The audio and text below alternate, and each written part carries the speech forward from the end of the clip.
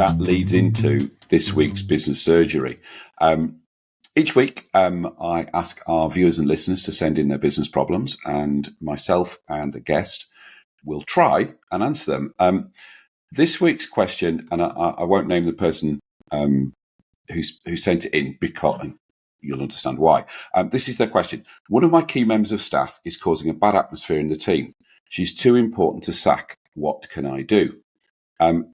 So let me have a go at this first, and then Georgia, you can throw your 10 anything.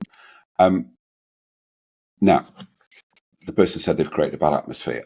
I suspect that's probably underplaying the problem this person is causing.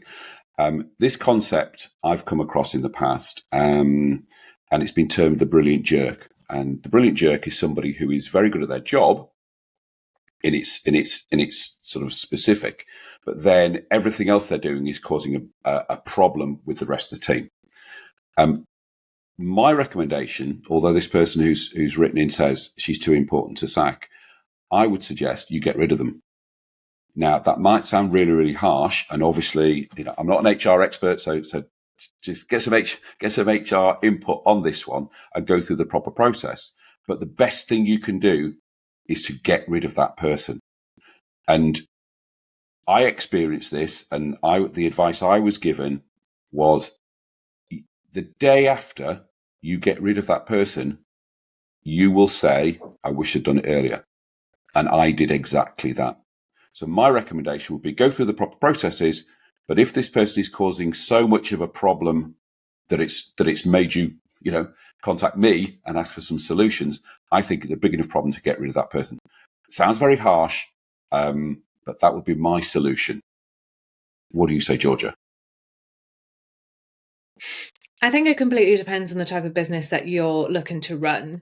If you've got a real high growth business that's quite aggressive, you're in an aggressive industry, you already have high staff turnover, culture is not that important because you're going to flip this business in a couple of years anyway. Keep them in and keep them doing what they're doing and just erode that culture away because you don't really worry about that kind of thing. If you want to run a business like the way that I run a business, where I feel like, people get icked out by, we're kind of like a family, but we genuinely look after each other. And I built the business, and from day one, before I even had members of staff, like I said, wrote down sort of what I wanted the culture to be, what I had experienced would be conducive to a great place to work. I want people to come in and be inspired and feel safe. We really do look after each other. So as much as I'd like to agree, just to be a devil's advocate like to disagree just because I like to be a devil's advocate, I have to agree with you. No one is too important. And the best advice I've ever had is that you're far better off having a hole in your business than having an arsehole in your business. And that's my advice. And we wouldn't stand for it. We wouldn't stand for it here, not for a second.